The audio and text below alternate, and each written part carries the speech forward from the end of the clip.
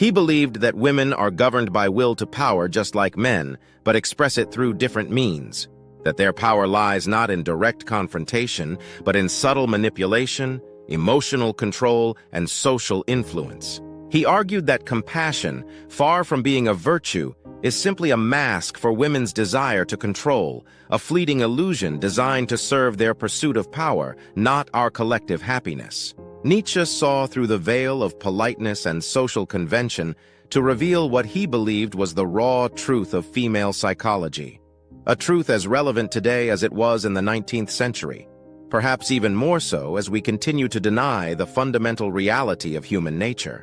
This is just the beginning. Nietzsche's views remain some of the most controversial in philosophy, not because they are outdated, but because they force us to ask uncomfortable questions that challenge our most cherished beliefs about gender equality and human nature. In a world obsessed with sameness, his perspective stands as a stark reminder that perhaps we have sacrificed truth on the altar of social comfort. Nietzsche argued that happiness is not real in the way we imagine it. It is not a destination, not a permanent state, but merely an illusion we create to make life bearable. He saw through our pretenses, our moral facades, to the raw psychological reality beneath. He recognized that what we call virtue is often merely weakness disguised as strength, that compassion frequently masks a desire to control, and that the feminine ideals celebrated by society conceal a form of power as ruthless as any masculine display of force. Think about it. If everything we believe about female virtue, care, and morality is based on illusion, what does that mean for the way men and women interact today? How many relationships are built on mutual deception, each partner playing a role while secretly pursuing their own agenda? How many social movements claim to seek equality while actually seeking dominance? And if Nietzsche was right, what are the consequences of ignoring these differences? What happens when we pretend that men and women are psychologically identical when nature itself suggests otherwise? There is more to this than most are willing to admit. More truth, more complexity, more unsettling reality. The comfortable narrative of equality and sameness may feel good, but does it align with human experience? With biological reality? With psychological truth? Let's uncover it, even if what we find disturbs our modern sensibilities. Few aspects of Nietzsche's philosophy are as debated, dismissed, and fiercely criticized as his views on women. His writings on the subject were unapologetic, cutting, and to many, deeply offensive. In works like Beyond Good and Evil and Human All Too Human, he presents observations that modern readers find shocking, even unforgivable. He wrote that, "Woman is not yet capable of friendship. Women are still cats and birds, or at best cows." In another passage, he claimed that when a woman has scholarly inclinations, there is usually something wrong with her sexuality. Yet despite the outrage these statements continue to provoke, his arguments were not made out of mere resentment or misogyny. They were based on what he saw as psychological truths about human nature and power dynamics. Nietzsche viewed women as ruled by the same will to power that drives men, but expressed through different means. He believed their emotions, instincts, and desires shaped society far more than acknowledged, operating behind the veil of socially acceptable femininity. The will to power, his fundamental concept explaining human motivation, manifests differently in women, not as conquest, creation, or destruction, but as psychological and emotional control. Unlike men who he saw as striving toward ambition, philosophy, and intellectual achievement through direct confrontation with existence, women in his eyes wielded power through indirect means, through relationships, social influence, and emotional manipulation, rather than through conquest. "Man shall be trained for war, and woman for the recreation of the warrior. All else is folly," he wrote in Thus Spoke Zarathustra. This provocative statement reveals not just an outdated view of gender roles, but Nietzsche's belief that women's power lies precisely in their ability to influence and shape men, to serve as the invisible force guiding the visible actors in history. Their strength comes not from confrontation, but from an instinctive understanding of human psychology, from knowing how to inspire, comfort, manipulate, and control without seeming to do so. These ideas were not formed in a vacuum. Nietzsche lived in a time when women's roles were changing, with early feminist movements challenging traditional structures, reinforcing his perception that women's nature was obscured by conventional morality. The late 19th century saw the emergence of the new woman, educated, independent, and demanding equality. Nietzsche observed these changes with skepticism, seeing in them not liberation but confusion, women abandoning their natural strategies for the less effective male approaches to power. His personal experiences, including complex relationships with women like Lou Salome, likely influenced his perspective. Salome, a brilliant intellectual who rejected Nietzsche's romantic advances, embodied the independent woman who wielded significant influence over men through her intelligence and charisma, perhaps confirming for Nietzsche that female power operated most effectively through indirect means. His troubled relationship with his mother and sister also shaped his views. Elisabeth Forster Nietzsche, who would later manipulate and misrepresent his work after his mental collapse, perhaps served as a living example of the female will to power that he described, controlling his legacy through cunning rather than through intellectual contribution. But despite the historical context and personal experiences, his core argument was not about social roles. It was about nature itself, about psychological reality that transcends cultural arrangements. Even today, his views remain unsettling and provocative.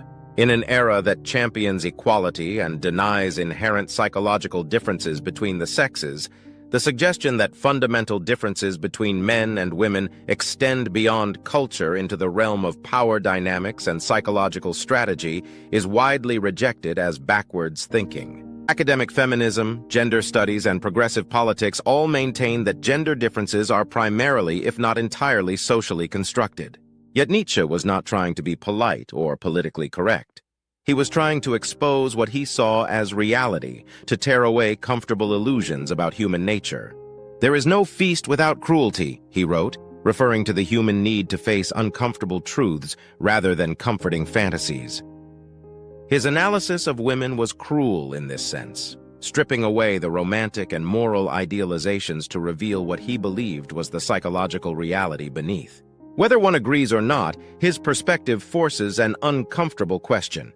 Are women's apparently virtuous behaviors, their greater emphasis on care, relationship, and empathy, shaped purely by moral superiority, or is there a deeper psychological truth about power and manipulation that we refuse to accept? Are we brave enough to consider that what we call feminine virtue might be, in Nietzsche's framework, merely a different expression of the same will to power that drives men to more visible forms of dominance? Nietzsche saw men and women as fundamentally different, not because of culture or education, but because of their approach to the will to power. In his view, men are driven by conquest, achievement, and the pursuit of greatness through direct means, while women are guided by subtler strategies, survival instincts, and indirect acquisition of power. These differences are not accidental but deeply rooted in psychological necessity, arising from the fundamental conditions of human existence and evolutionary history. "Everything in woman is a riddle," Nietzsche wrote in Beyond Good and Evil, "and everything in woman has one solution, that is pregnancy." This provocative statement reflects his belief that biological reality shapes psychological reality, that the capacity for childbearing fundamentally orients female psychology toward different expressions of power than male psychology. For Nietzsche, this was not a limitation, but simply a different psychological starting point, leading to different strategies for expressing the universal will to power. Men, he argued, are built for creation, competition, and legacy. Their drive to invent, build, and conquer comes from a straightforward expression of power. They seek to impose their will on the world through intellectual pursuits, warfare, or artistic achievement. In Thus Spoke Zarathustra, he wrote that, "Man is for woman a means, the end is always the child." This reveals his belief that men serve as instruments in women's strategic approach to power, that male ambition, creation, and achievement are ultimately channels through which female will to power expresses itself indirectly. Male psychology, in Nietzsche's view, is characterized by its directness, its willingness to risk, suffer, and destroy in pursuit of creation. Men seek to transcend the present, striving towards something greater than themselves, driven by visions of potential rather than preservation of what exists. This relentless ambition, however, comes at a cost: restlessness, dissatisfaction, and an inability to find peace in simple pleasures. The male expression of will to power tends toward the heroic, the extreme, the transformative qualities that create civilization, but often at the expense of personal contentment.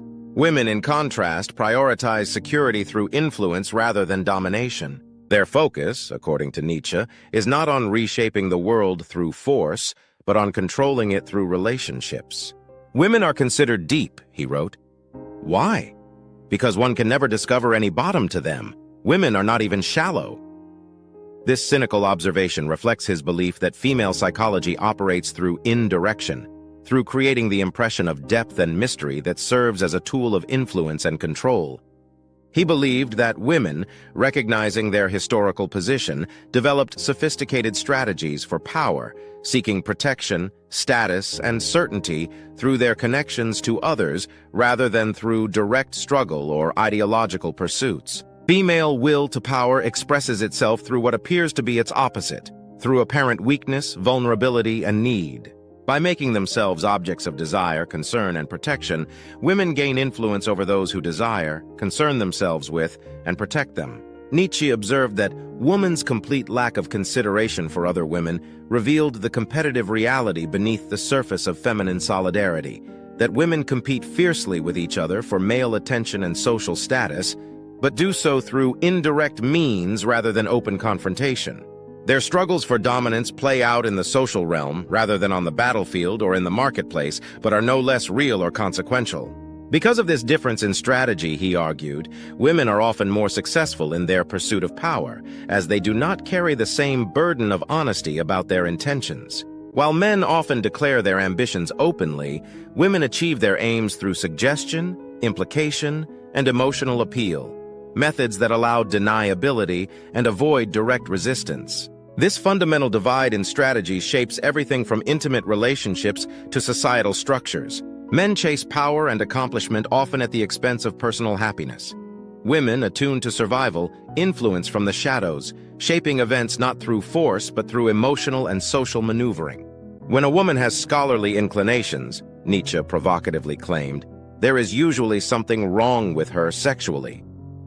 Rather than a simple dismissal of female intellectual capacity, this statement reflects his belief that women who adopt male approaches to power and achievement are abandoning their more effective natural strategies. Just as a male who relies primarily on manipulation and indirect influence might be seen as ineffectual compared to more direct men, a woman who relies primarily on direct competition and achievement might be sacrificing her natural strategic advantages. For Nietzsche, this was not a question of equality, but of different expressions of the same fundamental drive. While men dream of changing the world through conquest and creation, women ensure the world bends to their will through influence and adaptation. Men build civilizations, but women determine which men will build and what they will create. Men write history, but women shape the men who make that history. This distinction, whether one accepts it or not, defines the very fabric of human interaction and power dynamics, a reality that persists beneath all our modern pretensions of gender equality and sameness. Nietzsche believed that while men seek power through conquest, intellect, and dominance, women achieve influence in a far more subtle, indirect manner. He argued that women do not pursue power through force or direct control, but through persuasion, charm, and emotional leverage, weapons that are often more effective than brute strength. Unlike men who shape the world through innovation and ambition, women in Nietzsche's view shape the world by shaping men. They do not compete in open battle but exert control through suggestion, influence, and carefully crafted illusions. Their strength does not lie in authority but in their ability to sway the decisions of those who hold it. Beauty, in particular, is one of the most potent tools of influence. Nietzsche saw it as a fleeting but powerful force, a tool that grants women advantages in social and romantic dynamics. But beauty alone is not enough. It is combined with emotional intuition, the ability to read others, anticipate reactions, and manipulate situations to achieve desired outcomes. This form of power is often invisible, yet it dictates the course of relationships, family structures, and even political affairs. Women's supposed moral superiority, their reputation for compassion and care, serves as perfect cover for the exercise of power. For who would suspect domination behind the mask of nurturing? This dynamic extends beyond personal relationships and into society itself. Historically, while men have ruled openly, women have often influenced from behind the scenes, guiding kings, shaping leaders, and controlling outcomes through carefully placed whispers rather than bold proclamations. Nietzsche did not frame this as a weakness, but as a different form of dominance. Men build empires, but women shape the men who build them. In his eyes, power is not always about who sits on the throne. It is often about who controls the one sitting on it. Nietzsche believed that one of the greatest differences between men and women was their relationship to truth. Men, he argued, are obsessed with abstract principles, constantly striving for objective knowledge, wrestling with existence itself, and building frameworks of understanding. Women, on the other hand, are more attuned to immediate reality, prioritizing effectiveness over honesty, practical benefits over abstract truth. To Nietzsche, this was not a flaw but a reflection of different strategies. Women, focused on survival and influence, tend to see truth as malleable, a tool to be shaped rather than a god to be worshipped. They are less likely to sacrifice advantage for principle, less concerned with being right than with being effective. In contrast, men sacrifice comfort, health, and even relationships in pursuit of truth, honesty, and principle.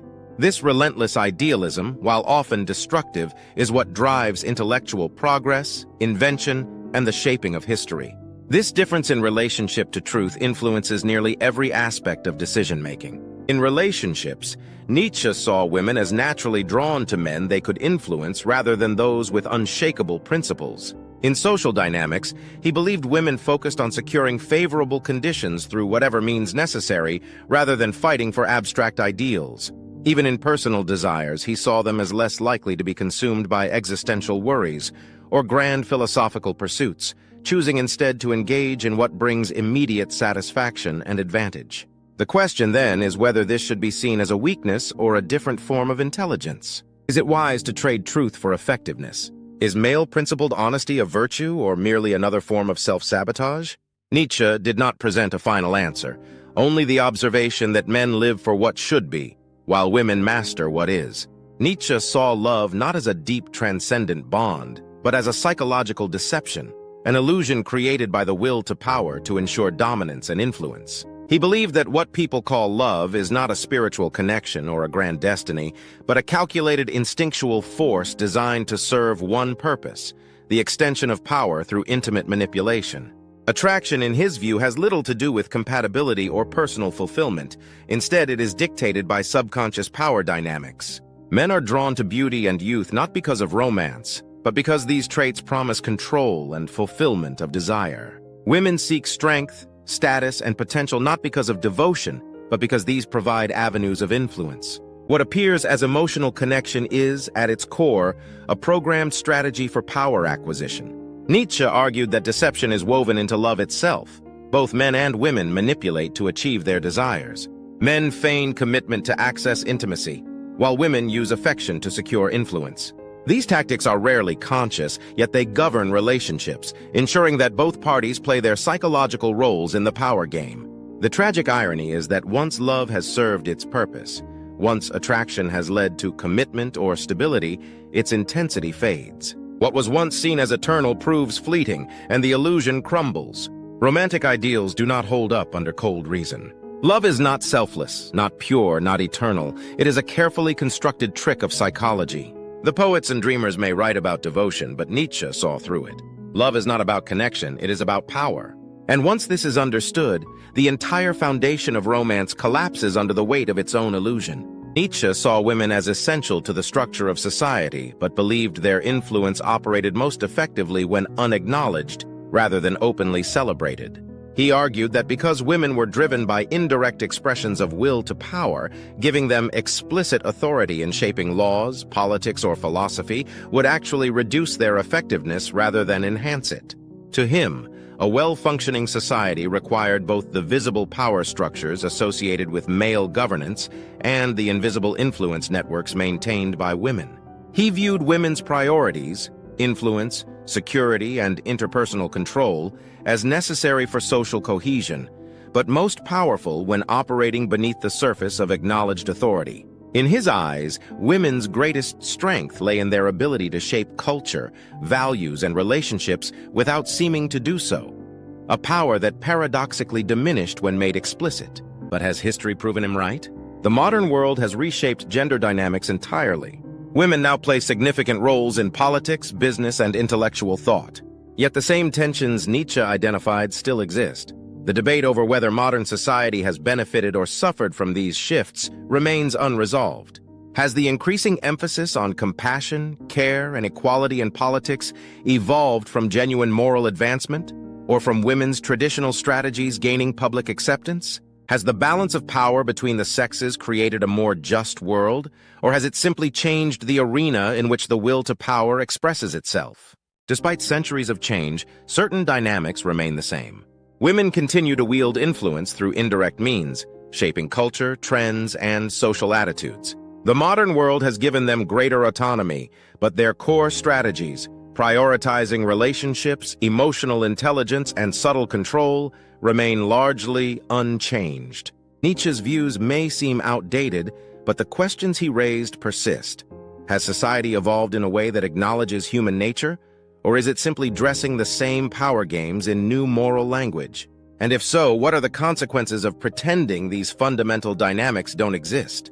Nietzsche's views on women remain some of the most controversial in philosophy, not because they are easily disproven, but because they force a confrontation with uncomfortable truths. Modern society insists that gender differences are largely the result of conditioning, yet Nietzsche argued that they stem from different expressions of the same will to power.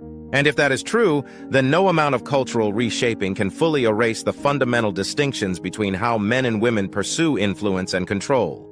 The debate over nature versus nurture continues to divide opinion. Are women naturally more focused on indirect power and emotional manipulation, or has society simply trained them to be this way? Are men truly wired for direct confrontation and conquest, or have they been conditioned to see life as a struggle for dominance? While social norms certainly play a role, Nietzsche believed that psychological nature is stronger than ideology. Ignoring these differences does not eliminate them. It only creates confusion, resentment, and unrealistic expectations. When men and women are told they should think, act, and desire in identical ways, frustration follows. Relationships suffer, social structures become unstable, and individuals feel disconnected from their natural inclinations. The push for sameness, Nietzsche would argue, does not lead to harmony, it leads to misunderstanding. And that is the final uncomfortable truth. Men and women may never fully understand each other. They are driven by different expressions of the will to power, shaped by different strategies, and wired for different forms of influence. This does not mean coexistence is impossible. It means that expecting total alignment is a mistake. Instead of forcing an artificial sameness, perhaps the only real path forward is acceptance of difference, no matter how unsettling that truth may be.